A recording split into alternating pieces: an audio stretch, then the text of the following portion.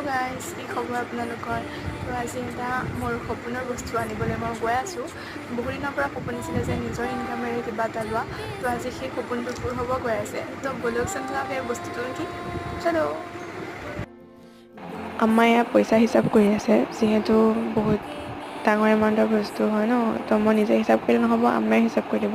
তো মই আহিছোঁ মৰিগাঁৱতে থকা অসম কম্পিউটাৰলৈ মই এটা লেপটপ ল'ব। যিহেতু মই যেতিয়া কলেজত এডমিশ্যন লৈছিলোঁ ফাৰ্ষ্ট ইয়েৰত, তেতিয়াই সপোন আছিলে যে মই নিজৰ ইনকামে এটা লেপটপ কিনিম।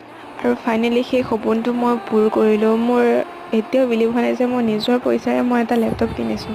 কিছুমানে ক'ব পাৰে যে এইটো লেপটপ কিনিছে কিনো ডাঙৰ বস্তু, কিন্তু এইটো কিনাৰ আঁৰৰ কিমান কাহিনী আছে সেইটো অনলি মই জানো। ইমান কম এজত যে মই নিজৰ ইনকামেৰে কিবা এটা বহুত ডাঙৰ বস্তু এচিভ কৰিব পাৰিম, মই আনবিলিভেবল, কিন্তু আই এম ভেৰি হেপ্পী।